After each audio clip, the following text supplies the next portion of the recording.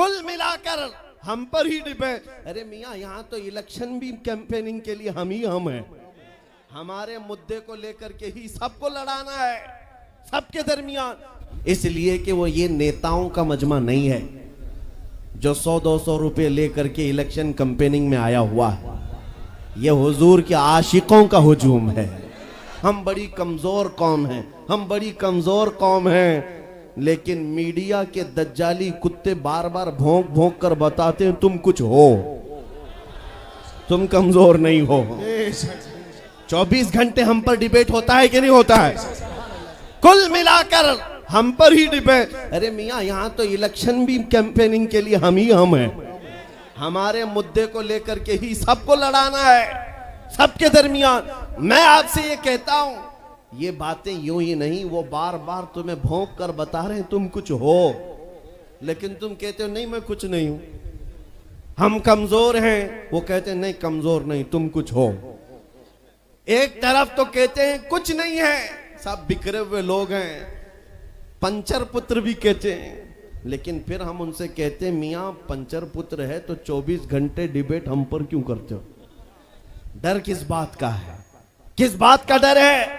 क्या दूसरी और कौमें नहीं हैं जिसको निशाना बनाओगे? अरे 70 कौमें मौजूद हैं, लेकिन हमें पता है तुम्हारी आंखों में अगर कोई चुभता है तो गुलाम मुस्तफा ही है। इसलिए कि उन्हें भी तारीख पता है, ये अगर निकल पड़े हैं सहरा से बगैर चप्पल के पैबंद लगे कपड़ों से तो कैसर और किसरा को भी धूल चटा सकते हैं।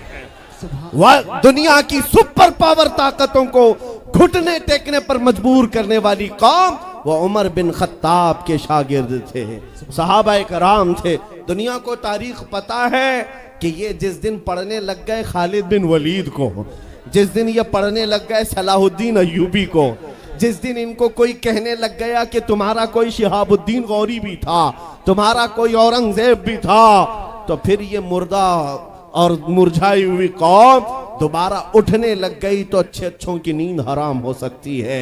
इसीलिए कहा जाता है मुसलमानों के मोहल्ले में नशा बांटो, मुसलमानों को नशा करवाओ, नशा बेचने वाले यही, नशा करने वाले यही। इसलिए कि ये जब तक नशा में रहेंगे हम सुकून से रहेंगे, और जिस दिन ये उठ गए तो दूसरों के सुकून के लाले पड़ जाएंगे। इसलिए मेरे अजीजों, मैं तुम्हें बेदार करने के लिए आया हूं और दुनिया की नजरों में खटकता रहूंगा, लेकिन मेरे पास जितना भी वक्त मौजूद है मैं खामोश नहीं रहूंगा इंशाअल्लाह अज़ीज़। कल को भी अगर मेरी फांसी हो जाए मुझे इस बात की परवाह नहीं है, दुनिया से जाएंगे। हमारे एक के मर जाने के बाद उन कुत्तों से कहता हूं कि इसको ये मत समझ लेना कि इस्लाम खत्म हो जाएगा। मुझ जैसे 1000 कट भी जाएं तब भी हम नारा यही लगाएंगे, इस्लाम जिंदा होता है हर करबला के बाद। नारे तकबीर, नारे रिसालत, शहंशाह खिताबत, शेरे हिंदुस्तान सलमान मुफ्ती सलमान हजारी साहब किबला। सुभान अल्लाह, सुभान अल्लाह। मेरे अजीजों, बात आज ईमान की है। मैंने आज तक किसी तकरीर में किसी को असलहा उठाने की बात नहीं की, मैंने कभी किसी को बंदूक बारूद चाकू तलवार की बात नहीं की, और ना ही हमें जरूरत है। मेरे अजीजों, हम तो चाहते हैं कि तुम इश्क रसूल का जामा पहन लो, हुजूर की मोहब्बत का लिबास पहन लो। मेरे अजीजों, चाकू ब्लेड भी उठाने की जरूरत नहीं, तुम्हारे चलते फिरते देखकर कितने कीड़े फना हो जाए। हाँ, सिर्फ तुम्हारी चलत फिरत से कई कुत्ते नालियों में मर जाएं। सबको समझ में आती है बात। और जिन लोगों ने मुझसे पूछा था बार बार आप कुत्ते किसको कहते हैं, मैंने कहा कोई सुन्नी मुझसे पूछा ही नहीं, किसी ने मुझसे पूछा ही नहीं। ये सारी तकरीरें सुन रहे हैं, आपने पहले ही पूछा तो कहीं ऐसा तो नहीं कि जख्म पर जाकर बात लगी हो। खैर मेरे अजीजों, आपको मैं बारहा बेदार इस बात के लिए करना चाहता हूं, हुजूर के अगर गुलाम हैं तो पूरे गुलाम बनो, पूरे गुलाम।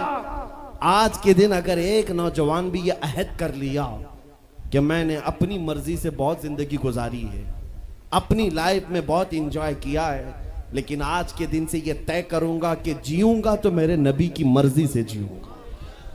जिसने भी तय कर लिया, मैं समझता हूं कि ये जलसा वसूल हो गया, हुजूर के कदमों में पहुंच गया। मैं बताओ ए नौजवानों, बचा क्या है हमारी जिंदगी में और क्या बाकी है? क्या चाहिए तुम्हें? पूरी दुनिया तुम नाक रगड़ रगड़ कर हासिल कर भी लिए तो एक दिन तो मौत आनी है, एक दिन तो दुनिया से जाना है। सारी दौलत छोड़कर जाओगे, इस बात पर सबका यकीन है। तुमने खुद अपने हाथों से कितने मुर्दे दफनाए, तुमने कितने लोगों की कब्रों को खुद अपने हाथों से बंद किया। आज जो ये आंखें खुली हैं, अचानक बंद कर दी जाएंगी, ये धड़कनें रुक जाएंगी, तुम हाथ पैर भी नहीं उठा सकते। और ये पूरे लोग उठाकर तुम्हें इतनी छोटी कब्र में डाल कर आते हैं जहां करवट लेने की भी जगह नहीं, सांस और हवा के लिए कोई रोशनदान नहीं, खिड़की नहीं। इतने घने अंधेरे के अंदर तुम तन्हा होते हो। उस कब्र के मुतालिक सोचो, वहां मुनकर नकीर जिसके बारे में पूछ रहे होंगे वो ताजदार मदीना की जात होगी। हुजूर के बारे में तुमसे पूछा जा रहा है कि तुम उनके बारे में क्या कहते थे। इसलिए सुन्नियों, आज ही हम तैयारी क्यों ना कर लें कि कल को कब्र में हमसे फरिश्ते पूछें इनके बारे में क्या कहते थे, तो वहां पुकार कर नकीरैन से कहना, तुम पूछ रहे हो इनके बारे में क्या कहते थे, अरे मर के पहुंचा हूं यहां इस दिलरुबा के वास्ते। सुभान अल्लाह, सुभान अल्लाह। मर के पहुंचा हूं यहां इस दिलरुबा के वास्ते। है शबे गौर भी उसी गुल से मुलाकात की रात। अजीजा ने गिरामी वकार, आज ले उनकी पनाह, आज मदद मांग उनसे, कल न मानेंगे कयामत में अगर मान गया। सिर्फ मैं तुम्हारे उन अखलाक की बात कर रहा हूं, बड़े दर्द दिल से कह रहा हूं। आ जाओ वापस उस नुक्ते पर जहां मेरे नबी ने हमें छोड़ा था। आ जाओ उस रास्ते पर जिस पर चलने वालों पर अल्लाह ने इनाम नाजिल किया है। आपको पता है वो सहाबा कराम, ताबईन और औलिया कामिलीन का रास्ता था कि जिनके बारे में इकबाल ने कहा, दी अजाने कभी यूरोप के कलीसाओं में तो कभी अफ्रीका के तपते हुए सहराओं में। दश्त तो दश्त है, दरिया भी न छोड़े हमने, बहरे जुल्मात में दौड़ा दिए घोड़े हमने। आ गया ऐन लड़ाई में गर वक्त नमाज, किबला रूहों के जमीन बोस हुई कौमे हिजाज। एक ही सब में खड़े हो गए महमूद अयाज, न कोई बंदा रहा न कोई बंदा नवाज। यह हमारी तारीख थी, यह हमारी तारीख थी। मोहम्मद अरबी सल्लल्लाहु ताला अलैहि वसल्लम के गुलामों की तारीख थी। वो जिस जगह जाते थे परचमे इस्लाम लहराते थे, जहां चल पड़े हवाओं का रुख मोड़ दिया, आंधियों को तोड़ दिया, समंदरों में रास्ता बना लिया। अरे दरिया दजला में घोड़े दौड़ा दिए। ये नबी पाक के गुलाम थे, दुनिया उनसे खौफजदा थी। क्या था उनका नारा? उनका नारा ये था, टल न सकते थे जंग में अगर अड़ जाते थे, पांव शेरों के मैदान से उखड़ जाते थे। अरे हक से सरकश हुआ कोई तो बिगड़ जाते थे। तेग क्या चीज है, हम तोप से भी लड़ जाते थे। नारे तकबीर, नारे रिसालत। देखो देखो कौन आया, देखो देखो कौन आया। तवज्जो की बात है, हम उस कौम के वारिसीन में से हैं दुनिया जिनकी तारीख जानती है। आपको पता है अंग्रेज तारीख दान है, अंग्रेज है, उसका कोई ताल्लुक मेरे दीन से नहीं, लेकिन तारीख लिखने में उसने ये बात लिखी कि मैंने ऐसा जर्नेल देखा ही नहीं जैसा सलाहुद्दीन था, इसलिए कि उसके जज्बे जैसा मैंने एक भी जर्नल देखा नहीं। एक बार का वाकया लिखा है कि 12,000 की फौज थी सलाहुद्दीन के साथ, 12,000 की फौज थी सलाहुद्दीन अय्यूबी के साथ। और जिस वक्त वो मैदान में उतरा, मुकाबिल में सलीबियों की तादाद 4 लाख की थी, 4 लाख की थी। 4 लाख की तादाद देखकर ना वो घबराया ना भागा, पलट कर अपनी फौज से पूछा, क्या मशवरा है तुम्हारा, मुकाबिल में उतरे या नहीं उतरे। सलाहुद्दीन के लश्करी और उसके नौजवान सिपाही आम लोग नहीं थे, जज्बा जवान था। अर्ज किया है सलाहुद्दीन हमारे सिपह सालार, रसूलुल्लाह के सहाबा तादाद देखकर उतरते थे तो हम भी तादाद देख के उतरेंगे। अगर नबी के सहाबा तादाद नहीं देखते थे तो हम भी इस तादाद का कोई परवाह नहीं करेंगे। सलाउद्दीन उनकी बातों को लेकर उतर तो पड़ा। तारीख लिखने वाला अंग्रेज आदमी है, कहता है मुकाबला कर लेना और बात होती है, लेकिन 4 लाख को तितर बितर करके रख देना तारीख की अलग बात होती है। सलाउद्दीन के इस कारनामे के बाद वो अंग्रेज तारीखदान कहता है हमारे इलाकों में हाल ये हो गया था, हमारे यहाँ की माएं अपने बच्चों को थपकियां देकर सुलाती थी और ये कहती थी कि बेटा सो जा नहीं तो सलाउद्दीन आ जाए। सुभान अल्लाह, सुभान अल्लाह। ये मैं इसलिए बातें अर्ज कर रहा हूं कि सलाउद्दीन अय्यूबी की ताकत वो उनकी अपनी बॉडी की ताकत नहीं थी, वो ना ही किसी जगह से वर्जिश करके हासिल की हुई ताकत थी। सलाउद्दीन की ताकत इश्क़ मुस्तफा की वजह से थी, वो मोहब्बत रसूल का पैकर था। हमने तारीख में उन जवानों को देखा है जिन्होंने तारीख उलट करके रख दिया है, जिन्होंने जमीन में एक अलग परचम लहरा कर रख दिया है। आपको पता है इसी हिंदुस्तान की सरजमीन पर सबसे पहला 10,000 का लश्कर लेकर आने वाला एक जवान अरब से सबसे पहले आने वाला मोहम्मद बिन कासिम सिर्फ 19 साल की उम्र में आया था। 19 साल की उम्र में आया था। किस लिए आया था? माल लूटने नहीं आया था, यहाँ जगह कब्जा करने नहीं आया था। जैसे आज तारीख तोड़ मरोड़ करके बताई जा रही है, जितने बादशाह आए सब आक्रमण किए, सारे लोग यहाँ लूटपाट करने आए थे। ये तारीख तोड़ मरोड़ कर बयान की जाती है। मेरे अजीजों इस पर फिर कभी गुफ्तगू करेंगे, लेकिन मोहम्मद बिन कासिम क्यों आया था? इलाहाबाद के एक पंडित है, उन्होंने खुद लिखा है, मैं अपनी बात नहीं पंडित जी की बात कह रहा हूँ। उस वक्त हालात ऐसे हो गए थे कि चंद औरतें, मुसलमान औरतें जो श्रीलंका की सरजमीन से हज के लिए जा रही थी, उस वक्त राजा दाबिर सिंह उसके कुछ गुंडों ने इन औरतों को पकड़ लिया, उनकी इज्जत लूटी, उनका माल लूटा, उनको कैदी बनाया। उन औरतों ने उस वक्त पुकार कर कहा था कि कोई है जो हमारी इज्जत बचाएगा।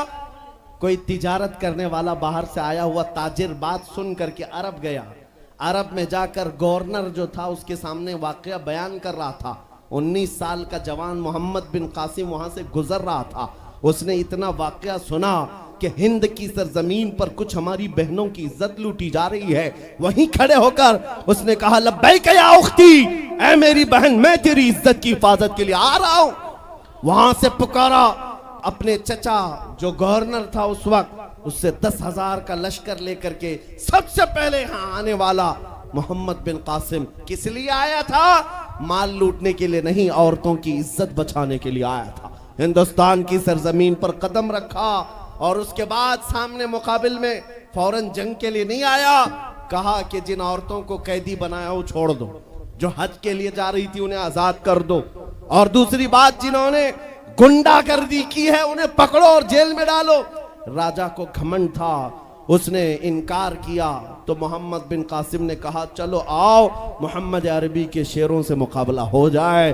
3 दिन का मुकाबला हुआ था, न राजा बचा न बाजा बचा, सारे हजारे इधर से उधर हो गए और मोहम्मद बिन कासिम का परचम लहराया। मेरे अजीजों, औरतों की इज्जत का मुहाफिज 19 साल का जवान था जिसने आते ही औरतों की इज्जत भी बचाई और मेरे दीन का परचम भी लहराया। मैं आज पूछता हूं हमारी उम्रें कितनी हो गई? कई जवान 25 साल 30 साल क्रॉस कर चुके। आज बहुत सारी औरतों की इज्जतें जब लूटी जाती हैं, तुम तो मोबाइल में देख देख करके शेयर कर देते हो, वीडियो इधर से उधर फैला देते हो और उसके बाद समझते हो हम बहुत बड़ा काम कर रहे हैं। हर कोई यही कहता है सबको शेयर करो, सबको शेयर करो, काय के लिए शेयर करो? मेरे अजीजों, ये कौन सी जंग लड़ रहे हो? व्हाट्सएप मोबाइल की जंग लड़ रहे हो? तुम्हारे अंदर अगर गैरत बाकी है तो मेरे अजीजों, किसी की इज्जत लुटते हुए देखकर तुम तमाशा नहीं कर सकते।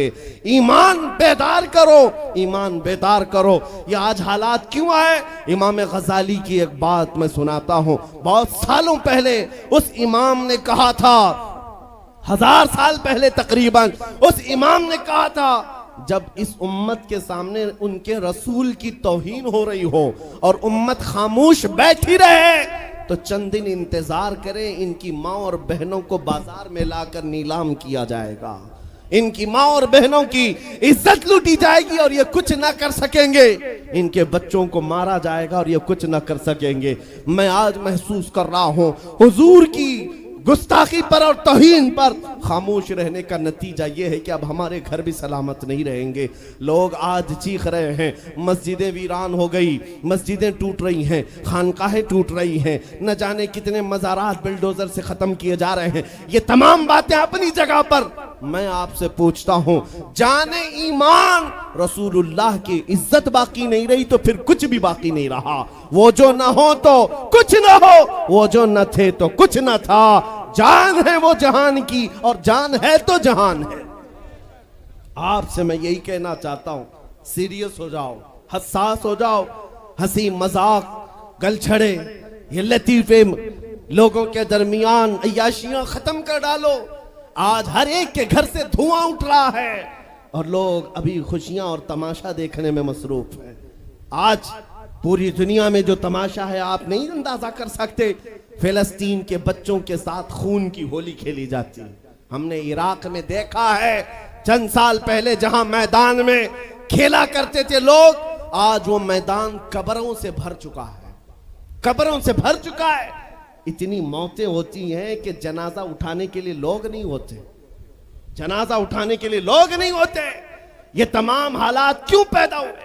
मुल्क शाम के हालात इतने सख्त तरीन हो गए हैं कि तकरीबन 50 लाख के करीब बेघर हो चुके लोग, जिनका घर नहीं, सब टूट चुका। ये हालात देखकर मैं आपसे कहता हूं, बेदार हो जाओ और अमल की तरफ आ जाओ। क्या अब भी तुम्हें अजानें नहीं उठाती? नमाजों के लिए दौड़ते नहीं? अल्लाह का कहर जब आता है, पकड़ आती है, तो फिर कोई तुम्हें नहीं बचा सकता, कोई नहीं बचा सकता। मैं वार्निंग भी दे रहा हूं और आपको बता भी रहा हूं कि नबी करीम सल्लल्लाहु ताला अलैहि वसल्लम का दरवाजा अभी खुला हुआ है, खुला हुआ है।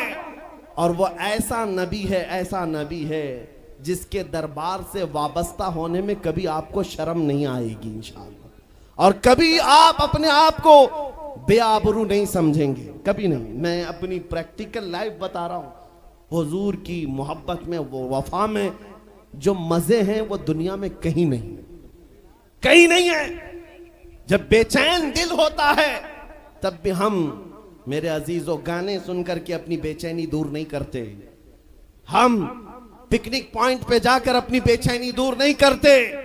जब ज्यादा बेकरारी हो तो यही कहते, उनके निसार कोई कैसे ही रंज में हो, जब याद आ गए हैं सब गम भुला दिए, उनकी महक ने दिल के